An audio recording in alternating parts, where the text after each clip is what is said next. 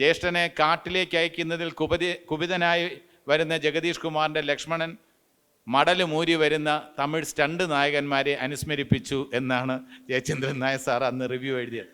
അപ്പോൾ ഈ ക്രിറ്റിസിസം എൻ്റെ വളർച്ചയെ സഹായിച്ചിട്ടേ ഉള്ളൂ. ഈ ഫിലിം ക്രിറ്റിക്സ് അസോസിയേഷൻ്റെ ആ ചർച്ചകളിലൊക്കെ തന്നെ നല്ലതാണെന്നും മോശപ്പെട്ടാണെങ്കിൽ അല്ലെങ്കിൽ ഇമ്പ്രൂവ് ചെയ്യേണ്ട കാര്യമുണ്ടെങ്കിൽ അതുമൊക്കെ പറഞ്ഞിട്ടുണ്ടായിരുന്നു. അപ്പോൾ അങ്ങനെ ഇത്രയും വർഷം പ്രതികൂല സാഹചര്യത്തിൽ ഇങ്ങനെ ഒരു അസോസിയേഷൻ 48 വർഷങ്ങൾ ശ്രീ ചന്ദ്രശേഖരൻ സെക്രട്ടറി, അദ്ദേഹമായിട്ട് എനിക്ക് ബന്ധമുണ്ട്. അദ്ദേഹത്തിൻ്റെ സഹോദരി എൻ്റെ കൂടെ MG കോളേജിൽ അധ്യാപികയായിട്ട് ജോലി നോക്കിയിട്ടുണ്ട്. അപ്പോൾ അങ്ങനെയൊക്കെ വ്യക്തിപരമായി ഒരുപാട് ബന്ധങ്ങളുള്ള ആൾക്കാരുള്ള ഒരു അസോസിയേഷനാണ് ഈ അസോസിയേഷൻ.